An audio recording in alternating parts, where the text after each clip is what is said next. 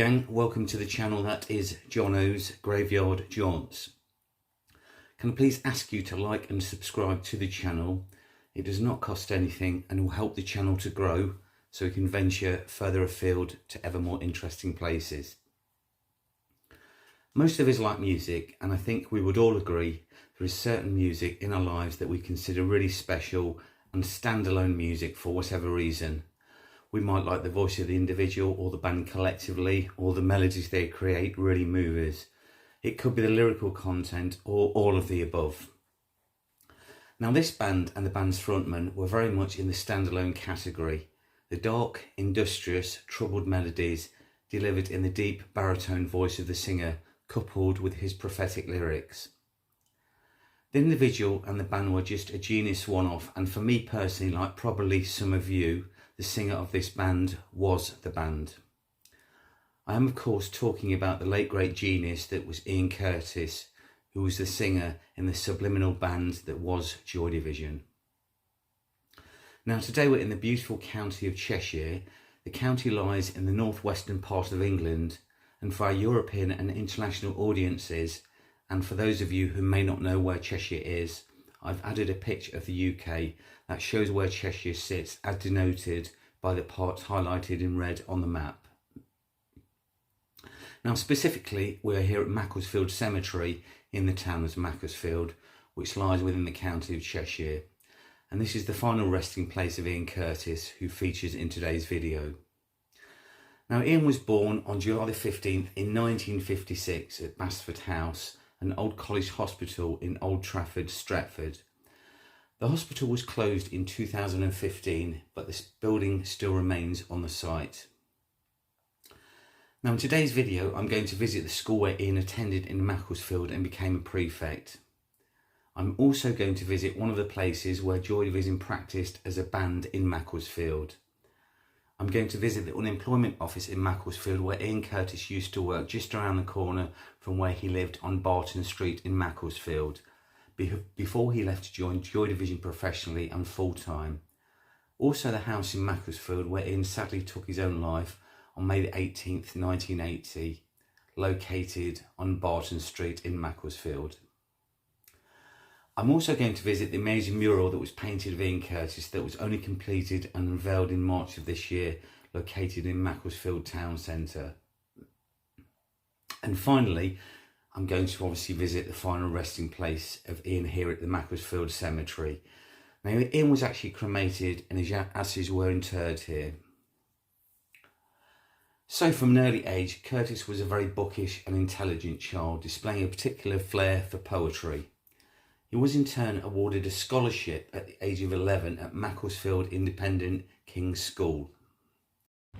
So this is the old King's School, grammar school. Before it's actually moved out to a place called Presbury now, so it's very rural, but we're just coming up to the original gates now, and this is where Ian Curtis was awarded basically a place at. And these are the original gates here.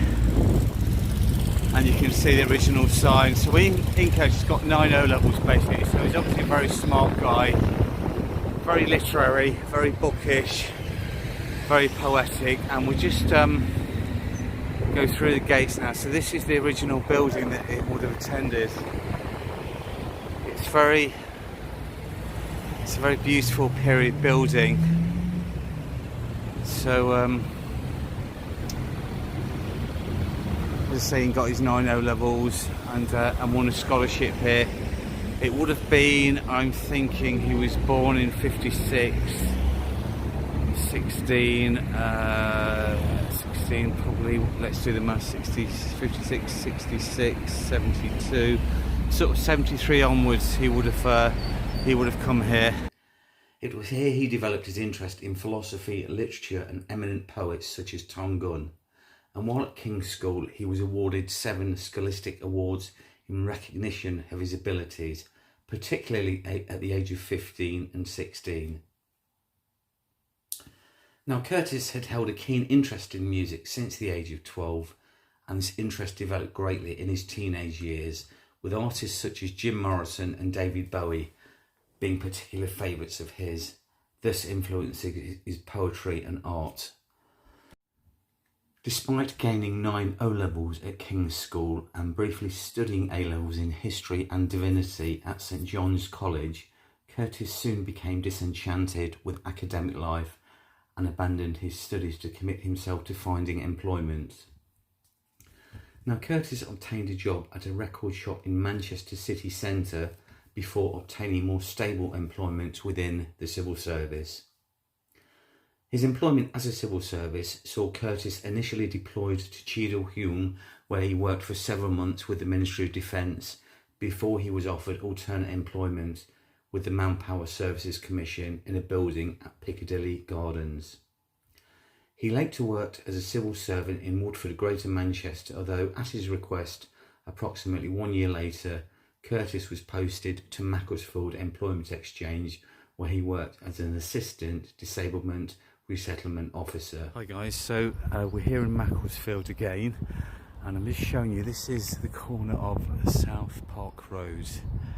Now Ian, you see the top of that street, that runs parallel with where Ian worked as a disability resettlement officer, and he would walk around the corner to this building here that you can see. So it would have been the 70s. Now what's really interesting about this building, get a full shot of it, is Ian's title was a disability resettlement officer, and basically he would obviously meet lots of clients with various disabilities and various conditions. And when he worked here, one of his clients had a seizure in front of him, and she subsequently died, and this is where Ian got the inspiration to write, and indeed did write, She's Lost Control, about the woman in question. And what we're going to do is we're just going to turn around, and there's a plaque. It was on the Unknown Pleasures album, She's Lost Control, and you can see, and I'll zoom in on it, you can see the sign, Unknown Pleasures. How cool is that? So this is where Ian wrote She's Lost Control. How awesome is that? So there's a sign there, guys. So Ian Curtis would have worked here between, I'm guessing, 76 to 79 when he left this job to join Joy Division professionally. So this was once the unemployment office in Macclesfield, where the legend Ian Curtis once worked, and there's the plaque on the wall. On the 23rd of August 1975, Curtis married Deborah Woodruff, to whom he was introduced to by a friend called Tony Nuttall. Now Curtis was 19 and Woodruff 18 at the time. They had one child, a daughter named Natalie, together, who was born on the 16th of April 1979. Like so many other bands that started at the time, Joy Division decided to form after seeing a Sex Pistols gig at the Manchester Lesser Free Trade Hall in July of 1976.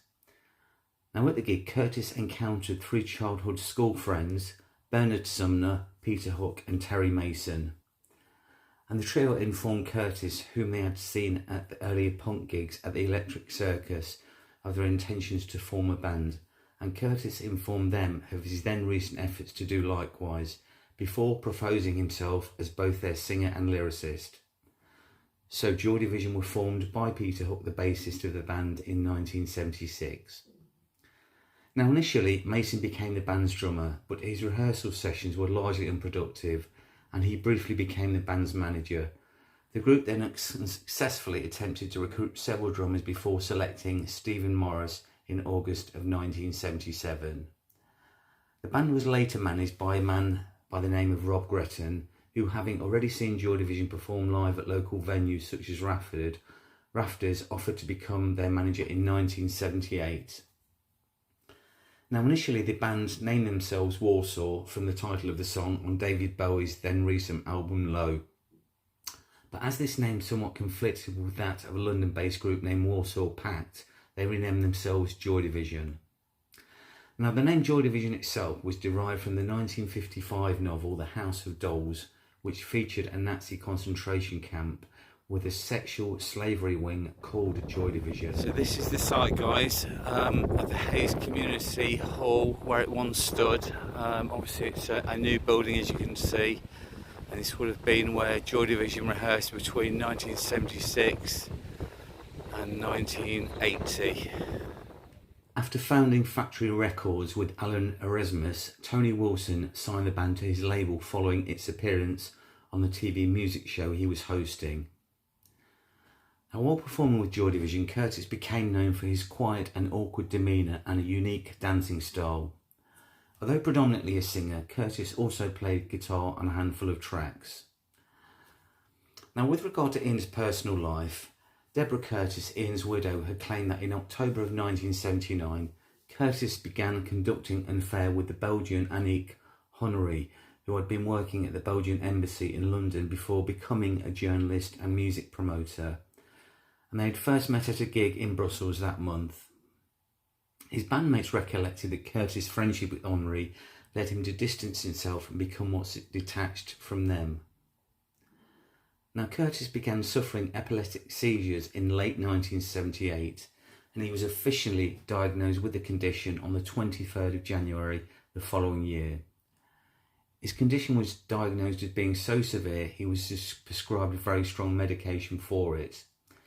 And throughout 1979 and 1980, Curtis' condition gradually worsened amid the pressures of performances and touring, with his seizures becoming more frequent and more intense. And following his diagnosis, Curtis continued to drink, smoke and maintain irregular sleeping patterns against the advice to those suffering from the condition. The medications Curtis was prescribed for his condition produced numerous side effects, including extreme mood swings. And Lindsay Reed said about Ian Curtis shortly before his suicide in May of 1980, and I quote, "He saw Joy Division going on without him. He felt very removed from it. With the epilepsy, he just knew he couldn't carry on with the performances. He thought of it a pinnacle with Closer, and he knew he couldn't go on." End of quote. Curtis's onstage dancing was often reminiscent of the seizures he experienced and has been termed by some to be his epilepsy dance. Now, throughout Joy Division's live performances in 1979 and 1980, Curtis collapsed several times whilst performing, and he had to be carried off stage. And to minimise any possibility of Curtis having epileptic seizures, flashing lights were prohibited at Joy Division gigs. Despite these measures, Bernard Sumner later stated that certain percussion effects would cause Curtis to suffer a seizure. Now, Ian Curtis had first attempted suicide on the 6th of April 1980. So here we are, guys, in Macclesfield, and we're actually on Morrison Street, and I'm just showing you, or giving you a view as to what it looks like. Now, this is really important because this is sadly so this is Morrison Street, and this property we're looking at here,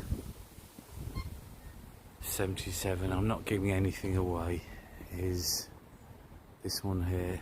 You can see on the left hand side is where on the 18th of May Ian Curtis would have sadly taken his own life. Now, we can only speculate as to what was actually going on in his head, but we do know for a fact that he was suffering from severe depression. He had severe epilepsy, and he was prescribed very strong medication due to his epilepsy.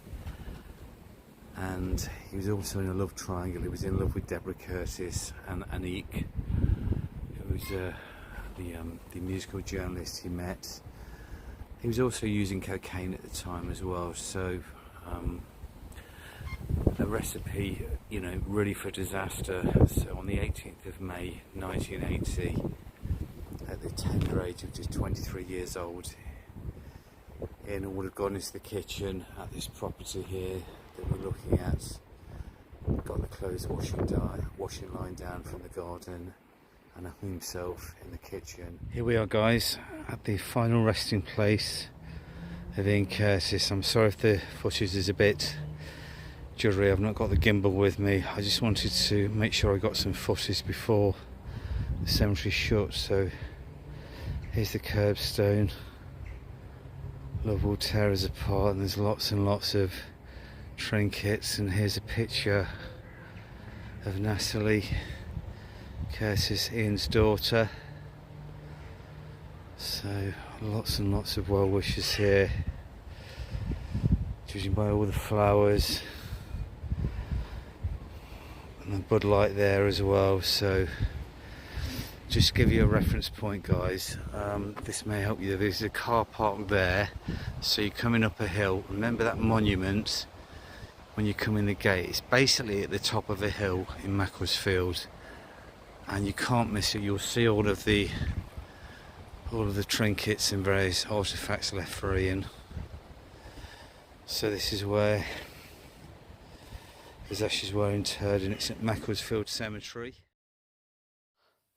Hi guys, we're on the main drag in Macclesfield called Mill Street, and what we're looking at is a mural that was painted by the artist Akshe, A-K-S-H-E, and it's based on a picture by Kevin Cummins from the Factory Records building that was taken at Manchester on the 13th of July 1979.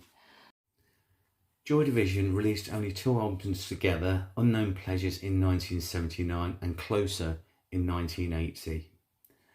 And Henri had warned Tony Wilson at the time about Ian's lyrics on Closer and stated to him that they were prophetic statements about Ian's life and his state of mind at the time, and not just lyrics on a record. Now you only have to listen to the lyrics from just one of the tracks, entitled New Dawn Fades, and I quote, "I've walked on water, run through fire, can't seem to feel it anymore, to understand Ian's internal pain." And these words, coupled with the fact that the cover sheet from the album Closer was a picture of a crypt. Now Love Will Tear Us Apart is and always will be a timeless classic written by Ian Curtis and released in June of 1980 about Ian's troubled relationship with his wife Deborah.